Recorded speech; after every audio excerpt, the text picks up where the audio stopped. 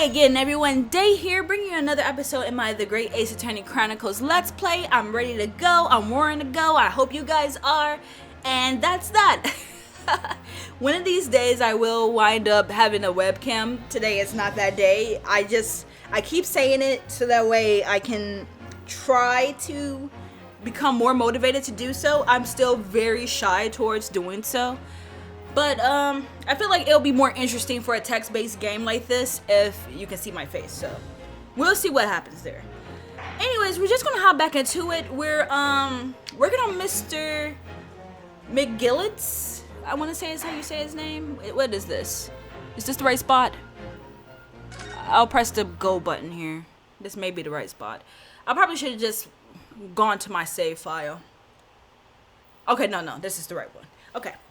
So, yeah, the judge says that we have to try to figure out what grounds, well, the jurors, we're going to give a summation examination of the jurors, I believe. So we'll see where this goes. Let's see.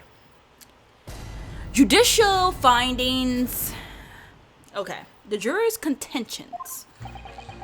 There was no one else inside the carriage at the time, so it has to have been him. I trust the driver. He has an excellent memory, it seems. 4 passengers with fares totaling 20 pence. He stopped the truck next to him, just like this. Brazen, I must say. Absolutely brazen. I have simply typed and collated all the statements made thus far and drawn the logical conclusion. You can trust the guild. Fair fails as I'm more to. We haven't raised prices above 4 pence for years.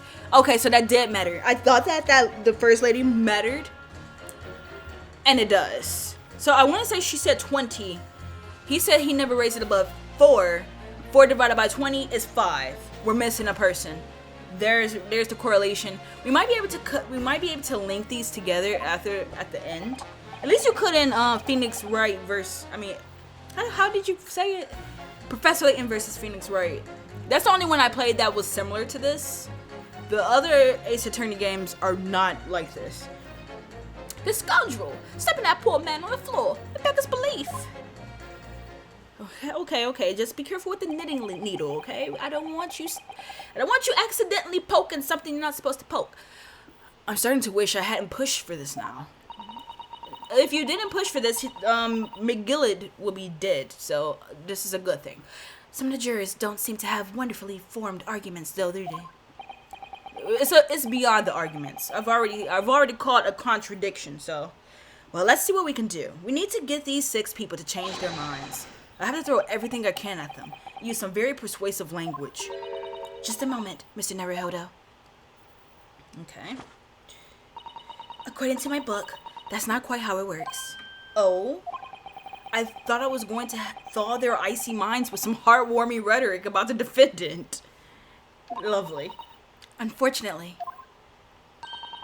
once the jurors have decided the defendant is guilty, they're unlikely to heed anything the defense says. But then, they've reached their conclusions by their own reasoning, you see. Your pleas will sound like excuses. In fact, it could recoil on you. The more you try to persuade them, the more entrenched they may become. That actually makes sense. So yeah, like I said, I found 2 statements within themselves already. Then what on earth am I supposed to do? Darn it, Susato. Oh dear, I'm just citing what I've read about British law, Mr. Naruhodo. Please don't attack me. Right, I'm sorry. Do you have any idea how to make this work then? Well, from what I can understand, that book is life. I need that book. The key to this procedure is using the jurors' own words to make your arguments. What do you mean? Well, the 6 members of the jury are randomly selected members of the public. They may appear to present a united front, but the truth is, they are complete strangers who just happen to find themselves here in the courtroom together. Interesting. And that's the way to break them down, you mean? Yes, exactly. We must listen very carefully to what each member of the jury says, and see if we can identify any contradictory statements. If we can, we then contrast the statements and pit the corresponding jurors against each other. I see. So it's contradictions in what 2 or more jurors say that we're looking for. Or more. In a way, then, this is similar to a regular cross-examination. Oh, yes, I suppose you're right. Except between them, maybe? Find contradictions in their statements and pit the jurors against one another to break them down. Alright, I might be able to pull this off. No, that's not right. I have to pull this off. Okay. Can we stop proceedings, counsel? I would ask you to take the stand for this. I'm expecting a clear and concise rebuttal. Yes, my lord. I don't know why I'm slipping with these accents. Jury examination. Oh wow, he's actually standing in front of the juror stand? Is that what it's called? The defense's rebuttal. There was no one else inside the coach at the time, so it has to have been him. Okay. I trust the driver. It's an excellent memory, it seems, for passengers with fares totaling 20 pence. Objection. Okay. That was the one I saw immediately. Those 2 statements clearly contradict each other. They do. Explain yourself, counsel. Me? Oh dear, what have I said? I swear on Silver Blazer's mane and name I'll have the first idea what you're talking about. Me and my liquor. We ain't been drinking too much, I swear. I love it! According to the group testimony we've heard so far. Oh my, this is so good. Is this literally how the 3DS game was? Ugh. Capcom, all I can say is thank you for bringing us overseas. Thank you. I needed this in my life. I really did. It's therapy. According to the group testimony we've heard so far, there were 4 passengers. I mean, all he's doing is walking back and forth, but I love it. There were 4 passengers on the omnibus on the night in question. Yes, I'm a weirdo. And according to the coachman, Mr. Beppo, he took 20 pence in fares. Quite right. I have those precise details typed neatly here in front of me. And juror number 5 also told us the following. The fare for the omnibus is always 4 pence. That it is. A fair and convenient single price. Just the way London's carriages should be operated. But that doesn't add up at all. In fact, it leaves a glaring discrepancy in the facts. Why, man? Why?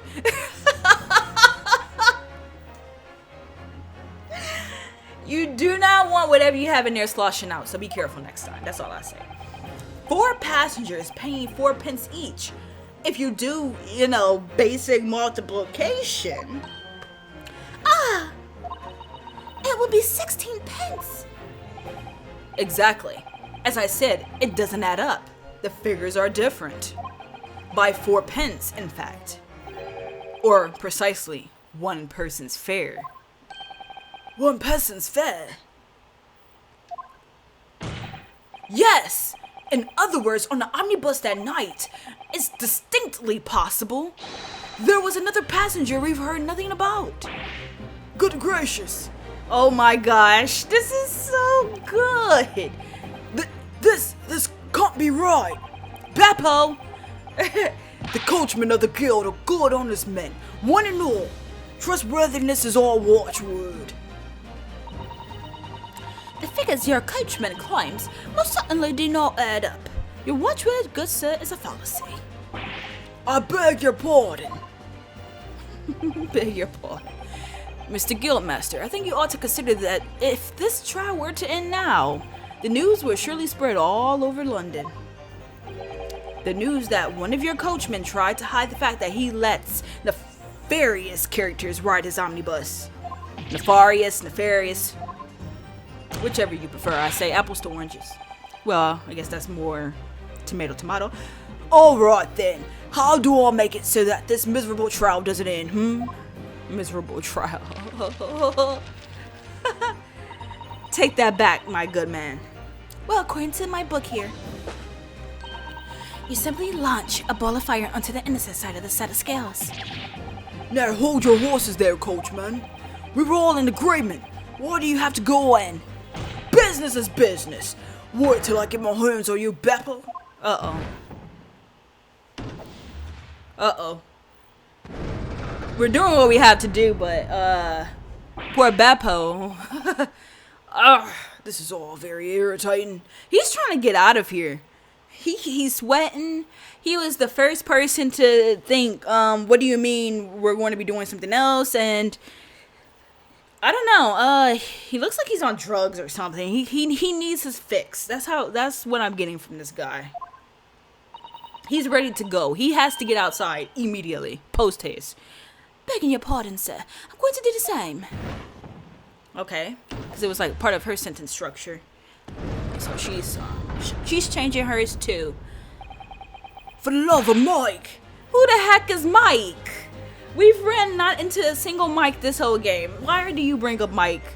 What did he do? Not you as well. A penny can be the difference between a smile and a tear, after all. I certainly can't put my trust in someone who doesn't follow my exacting standards in financial matters. Oh, really? I, for one, think it's only proper that we hear from the witnesses again. Oh, well done, Mr. Naruhodo. You did it. If we can manage to change 2 more jurors' minds, we can force the trial to continue. 2 more. Actually, there is something else that's bothering me about a couple of their assertions. That might be a little harder for me because I didn't notice anything else. Not at the time anyway. Then that's where you must strike next. So I need to pit 2 more jurors against each other and show there's another contradiction in their assertions. Exactly. You can do that. Do it, rather. Well, the scales of justice have shifted, but they still weigh heavy on the side of guilt.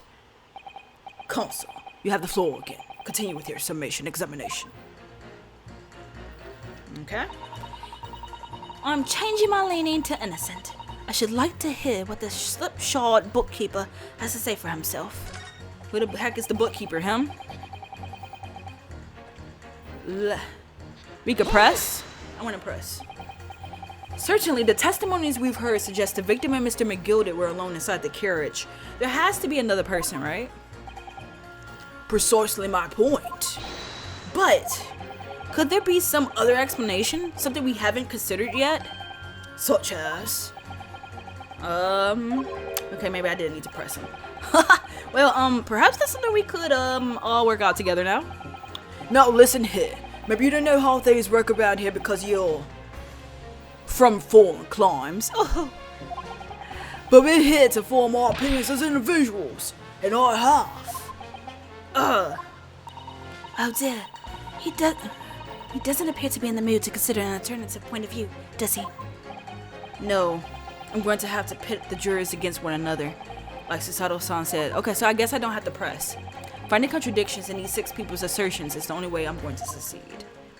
Let me just read the statements over. Okay, yes, I read that one. There was no one else. Like to hear what the bookkeeper had. Is he the bookkeeper? He stuck the chop next to him, just like this. Brazen, I must say. Absolutely brazen. I don't know, is he the bookkeeper? Or is she the bookkeeper? Good people. This trial has to continue so I can get to the bottom of this corruption. Not guilty, all I say. He's thinking about it. The scoundrel stabbing that poor man on the floor.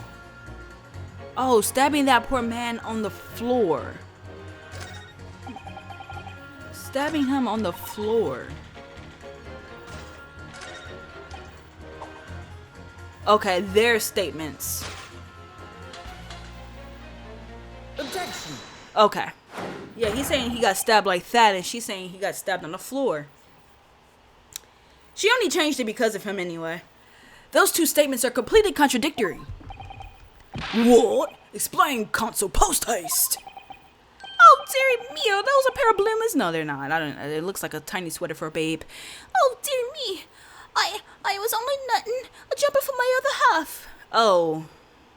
My. I see. What are you doing with that blade, my good man? Are you the one that actually had the... Is it... Wait. Court record. No, it's a different. Wait. Yeah, it's a completely different handle. Hilt, if you will. What is all this claptrap? What does contradictory even mean, I ask you? Why are you even here? Oh my jeez, Louise, oh pizza. We've heard from more than one witness that they allegedly saw the actual moment when the defendant stabbed the victim. This is pure awesomeness. The 3DS was able to handle something like this. I mean, I'm sure not as beautifully crisp, but the fact that you were able to see the 6 jury members in the background, you see Ryunosuke just pacing back and forth. This is beautiful, and I know it's like nothing like Monster Hunter and stuff, but gush I will, gush I shall. Now, out of curiosity, juror number 3. What? Can't you see that I'm busy here? I really don't know what kind of voice to give this gentleman. How would you say the defendant stabbed the victim? What sort of motion was it? Ha! Wow, sorry, that was way too loud. I'm so sorry if you're wearing headphones. Want to test me, do you? It was like this. Stalked the fellow next to him without even getting up. Just like the prim banker said. Yes, there was Mr. Fairplay's testimony quite true. Now then, juror number 6. Oh, is that me, is it? What can I do for you, young man? How would you say the defendant stabbed the victim, madame? Oh, well, dear, as far as I understand it, it was like this. He stabbed the poor man after he'd collapsed on the floor. Now don't move. Take a look at these 2 jurors. He stuck the fellow next to him without even getting up. And he stabbed the poor man after he'd collapsed on the floor. Well, I never. They're stabbing in totally different directions. What? Bless my stitches. What a muddle. She was for him in the first place. I don't know why she would say she saw him stab someone. Because this makes her seem like she was all about the park. Did she really see him stab? I would say she's the liar here. If anyone. Because she was definitely like leaning more so towards innocent at first. Oh, I see that the back of their chairs actually changed color too. Didn't notice that at first. What this tells us is that there's a strong possibility one of the witnesses isn't telling the truth. Oh, and it would be her, wouldn't it? I'll be shocked if she is telling the truth. But why? Why the dickens would they lie? I have to say Dickens right. I'm sorry. That's a great word. I don't know that yet. But what I do know is that if the trial ends at this point, we may never find out. We may never know the real truth. Ladies and gentlemen of the jury, can you really let that happen in all good conscience? Lies, you say? Oh, dearie me. I can't abide people telling lies. Thank you. You weren't ready to make a verdict anyway. The scales. I don't believe it. I don't believe it. Oh, they're beautiful. I just need Ryunosuke to give me a lot more of this action though. He's working the audience. I love it. Wait! Now hear this, my fellow jurors. I warn you, you cannot listen to this man. Look at him in his black suit. He's clearly some devious aster and sorcerer using magic on us all. How come you're still in your right mindset and everyone else is under sorcery then? Those kind of comments always trip me out. Like, wait, it doesn't even make sense. That he used sorcery, and I guess your mind is so powerful that you weren't able to fall under his charming spell. I didn't read that, but answer me this, Doc. Are you serious? You might as well call him a freaking djinn at this point. Answer me this, Doc Jinx. Huh? Me? What exactly is the problem? What of it if 2 witnesses have slightly different recollections of events? What of it? Let's say The Shylock did stab the victim as he was sat next to him on the omnibus. Okay, we know that's not true. He's getting ready to say he stabbed him again or something. And this young dandy saw him do it.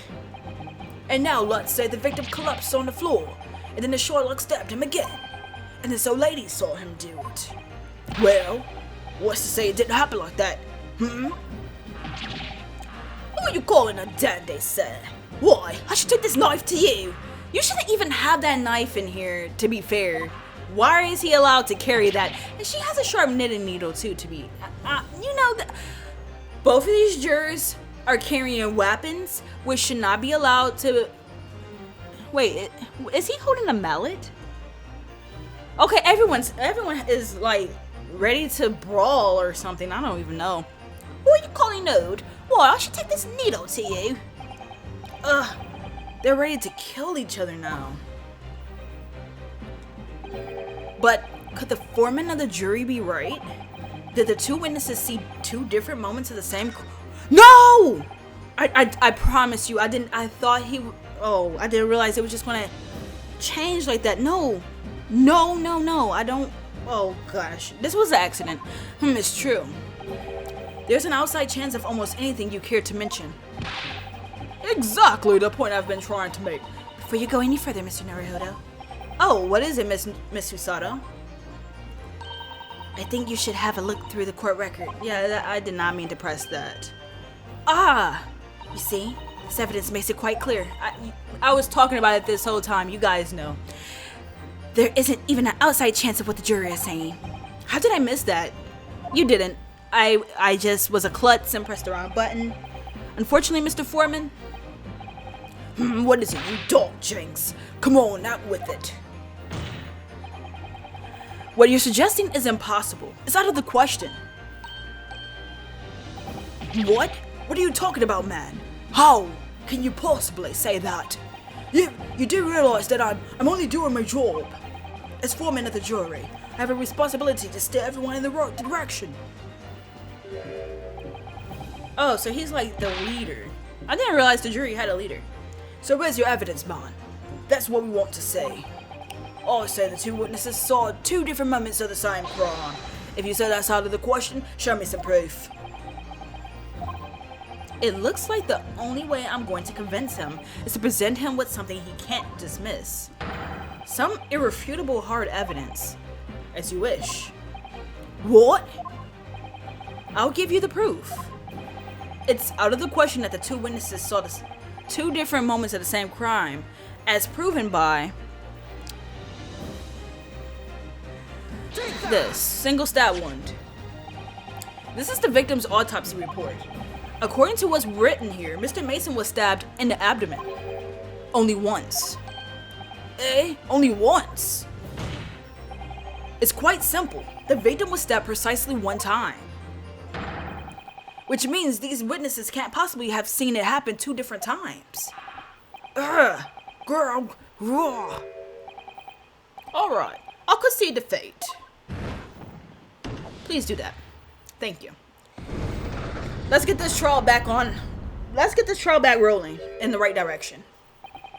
Wait, that means 4 jurors are now leaning to not guilty. We've done it, Mr. Naruhodo. We've won! We didn't win. I guess this is one of those winning the battle, not the war type things. What are you playing at, you dandy fool?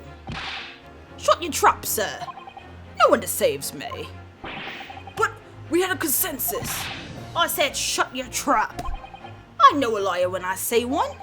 And if the chop ever dares to cross the threshold of my shop, I'll take this razor-sharp blade and shave every last hair off his head. Dio, I'm going to need you to put that knife down. And if you don't know that reference, it's Zero Escape, Virtue's Last Reward. Put that away. I don't think... did he have a knife? I don't know, but Virtue's Last Reward was a very great game. Please tell me he's a barber. Why is he licking all over the knife like that? I'm more concerned about that. I would not want a barber to cut my hair like that. After licking the whole entire knife. Well, in a quite remarkable turn of events, the defense's summation examination has flipped the balance of the scales of justice. The jurors now stand at 2 for guilty and 4 for not guilty. Accordingly, there is no longer a large enough majority among the jury for me to educate. And the trial must continue.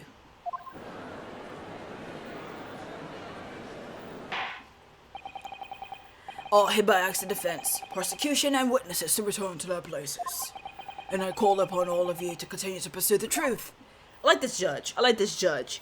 He's not like the silly judge we normally grew up with if you played Ace Attorney back in the heydays of the early 2000s. Ouch. I can't believe I'm saying that. But yeah. So, Lords Von Zix, I'll continue to substantiate the case for the prosecution, if you please. Another wine glass, if you please. A toast. This is so good. I love the animation. Oh! Having savored the rich aroma of the carmine contents of this hollow chalice, it may seem crass to crush it to dust. Pray forget the discourtesy. This guy just crushed a glass after sniffing the wine. And it was fully animated. I love it.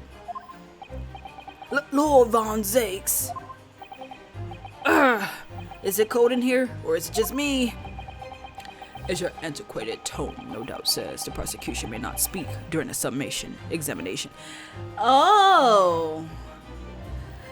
That's why he was so quiet. He was unable to... Oh.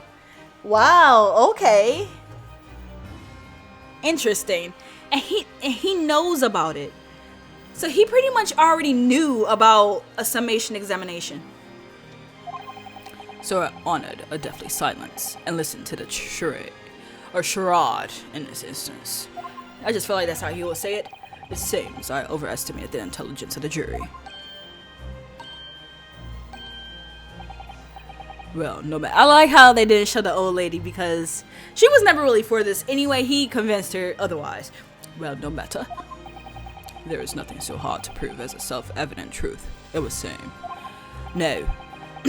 And why else will we grace the courtroom with our presence after all? So, let us proceed to the next round of battle. I guess it really is winning the battle, not the war. We gotta keep battleshipping him all around until we actually win the whole thing.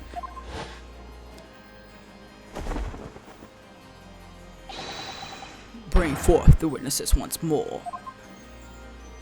I like this guy. It's hard not to like him. It really is. Witnesses, I trust you heard the summation examination we have had. Just had to endure. Oh, yes, sir. That I did, sir. Of course I heard it. Oh, yes, sir. I heard it. You, sir, on the end. The coachman, I believe it's Beppo. Yes, sir. My lord, sir.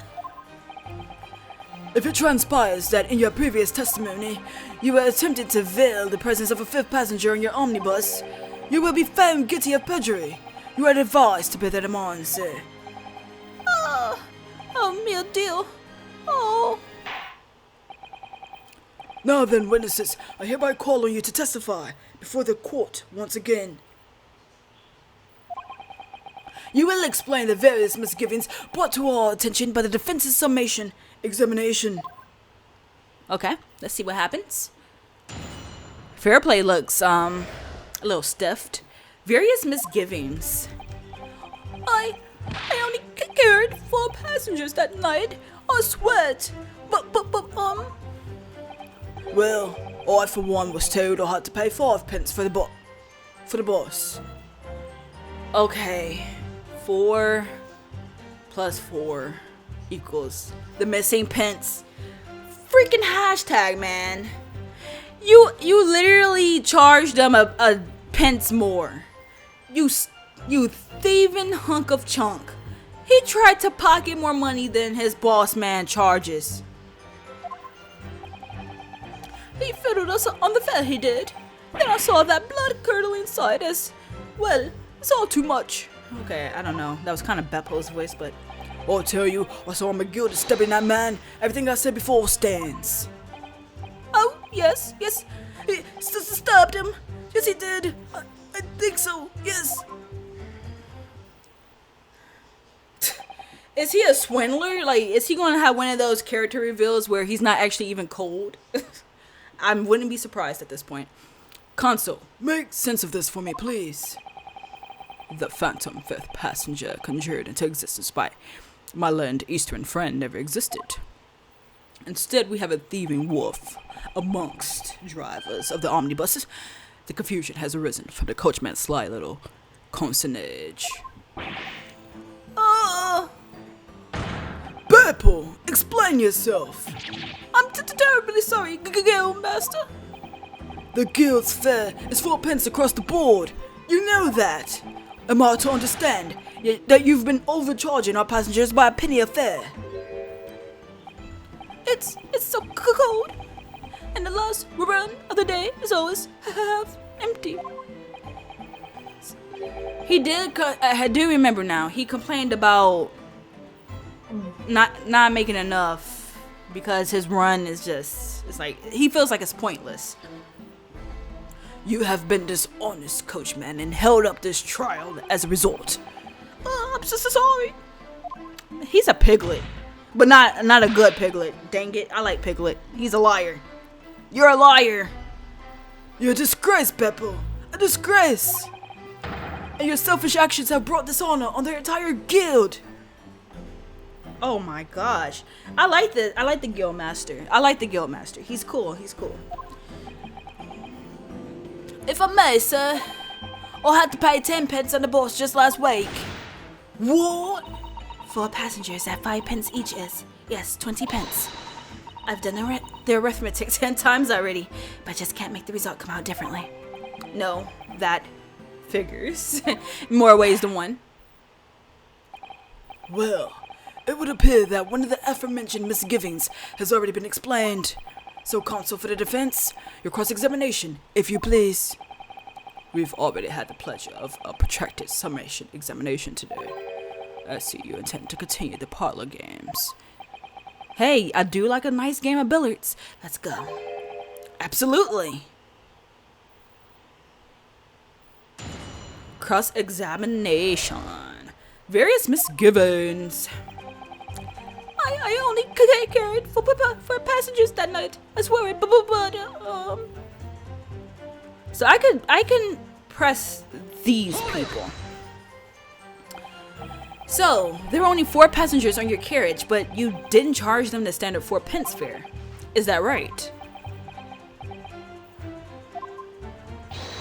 It's impossible to make the last run of the day pay. I was so cold. It was all I could do to stop myself from passing out. I'm getting chilblains just listening to you. It was terrible, so I wanted to give myself a pat on the back for even keeping the bus running. It cannot be that cold in here. He literally has some dust in his hands. Seriously. Doesn't a dedicated coachman deserve an extra penny per passenger? No, it's dishonest. You're digging a deeper hole for yourself here. If only there had been a 5th passenger on the omnibus that night, then we would have had another suspect. Von Zeeks, what do you know? You seem like you know something. Well, I, for one, was told I had to pay 5 pence for the bus. Let's see, just because he paid 5 pence doesn't mean the other ones had to pay 5 pence. Does that mean everyone on board? That's just what I was speaking on. Does that mean everyone on board that night paid 5 pence instead of 4? Well, I paid 5 pence too, sir. Okay, no one's saying anything. And I just told you that I did. A flat fare of 5 pence across the board.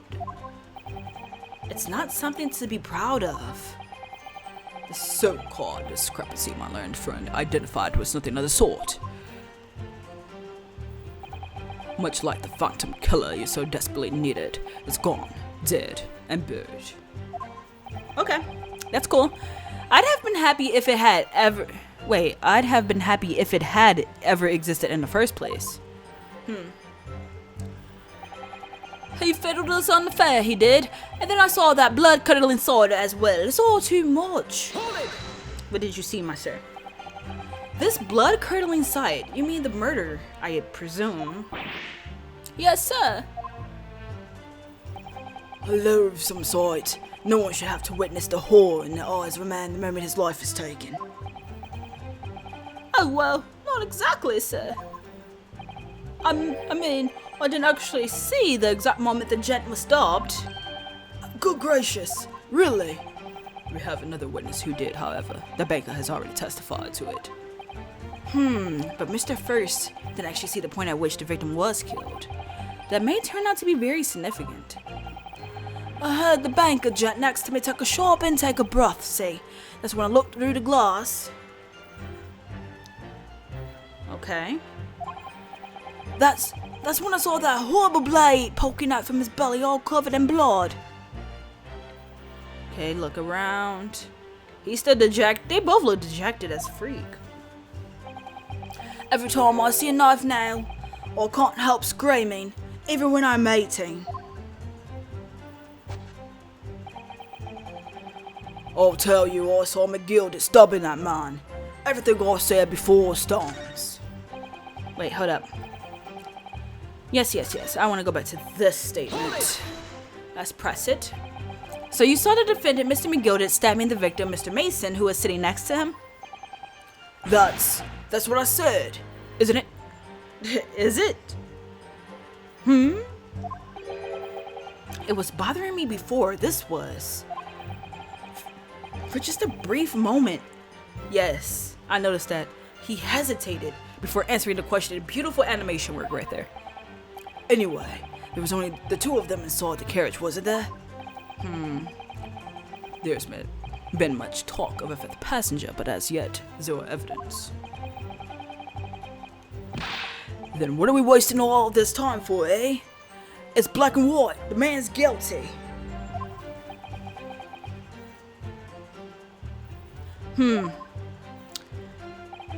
Something about Mr. Fairplay's testimony just jars with me. I wish I could work out what it was. If you can't work it out, I can't work it out. Oh, yes. He stabbed him. Yes, he did. I think so. What do you mean you think so? Earlier, you testified that you saw the moment when the defendant allegedly stabbed the victim, didn't you? Oh, yes, that's right. You said that the victim was on the floor and described the assailant holding the knife in an ice pick grip. The victim was on the floor. Okay. I suppose I might have, yes, put the cart before the horse, maybe. What's this? Oh my gosh, get Beppo out of here. He's a liar.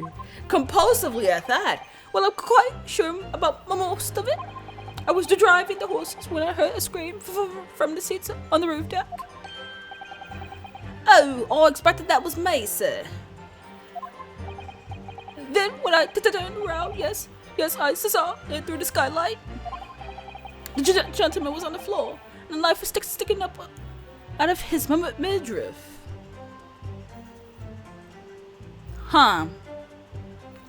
So the lady might have been telling the truth. If this dirty dang dude actually seen the truth, I mean, I can't really forget that. That's right, yes. And the fellow holding the handle was the famous man, yes. So, in short, you didn't see the moment when the victim was actually stabbed at all. I really thought that I had, but when I go over it again in my head, No, I suppose I didn't actually see the precise moment of the stabbing, did I? What the heck? Pursue? Do you have something to say about that, Mr. Fairplay? No, you listen to me. I know what you're thinking. He didn't really see the exact moment the fellow was stabbed. What are the chances of that? Eh? Are you asking me or telling me? He's getting flustered. I might be able to extract some new information from him if I answer him cleverly. Could he have just happened to see the exact moment the crime was committed? Some days are like that? I'm saying no chance. Well, it is a little hard to believe, certainly. Unless you spend your time peeping through a skylight on the top of an omnibus, that is. Peeping? I'm a respectable city banker, I will have you know. And I know what I saw. I remember as clear as a Ballarat day. It was a grim scene. I don't mind telling you. Then, please, I insist. We need to know. Thank you, Mr. Fairplay. Oh, excuse me if I was getting a little hot under the collar there, my lord. I would ask you to supplement your testimony with a clear statement about what exactly you saw. Oh, I can do that all right. I'll tell you just how grim it was. Please do. The way he... Do you think I'd forget the sight of those blood-soaked hands after that butcher stabbed the man? Blood-soaked hands. Oh, we're gonna have to press this. He said blood-soaked hands, not hand. I'm keeping that in mind. Well, perhaps soaked, slaying it on a little thick, but anyway, there was definitely blood all over them. Both of them were covered in it. And you saw that from the roof? Through the skylight? Well, the skylight is reasonably large, so I had a pretty good view. And there was a lamp on the inside of the carriage as well, so I'm quite sure of what I saw. This banker's latest statement. I feel sure there's something not quite right about it. When you feel something doesn't add up, Mr. Naruto, that's when you should have a good look through the court record. Don't forget! Not long ago, this trial very nearly came to an end. Somehow we've managed to keep our chances alive here. Now, not to lose it. I can't waste this cross-examination. I have to use it to find some new facts, or bring some new facts to light. If you're not careful when you press these witnesses, they might just go back into a stumble. The danger is that the jury will end up believing something unhelpful, as it did before. Maybe, but we can't let the fear of that happening stop us from uncovering important new information. Yes, you're so right. I need to pay Look at the character development. Like, come on. Even Susato was shocked. Like, he was born for this. I guess literally law is in the blood of this family line. I need to pay careful attention here. And like, look, he wants to get into it. He's trying to actually figure it out. This is great. I don't want to miss even a flicker of a reaction amongst these witnesses. Like, look at that. Look at how confident he looks. The growth. Remember, if you happen to spot one of the witnesses reacting in a strange way, don't hesitate to pursue them as to the reason. Okay.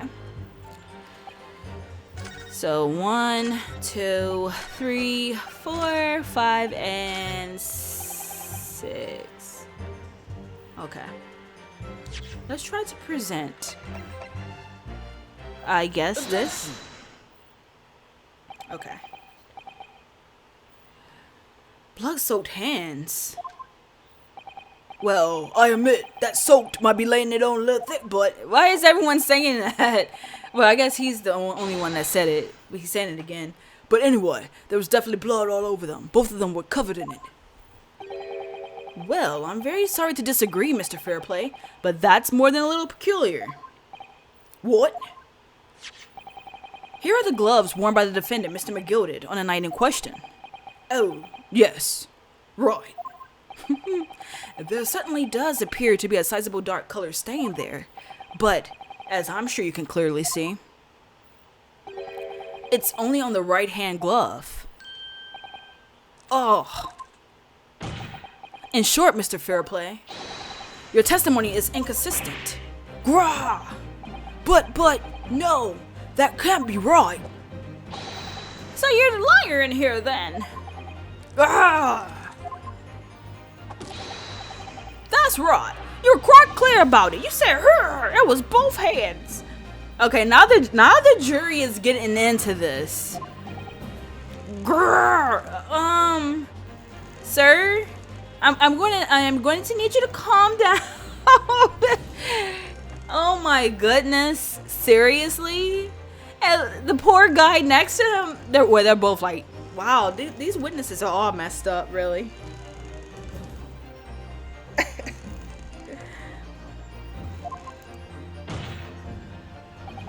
Mr. Fairplay, if your last statement was a lie, it calls your entire testimony into question.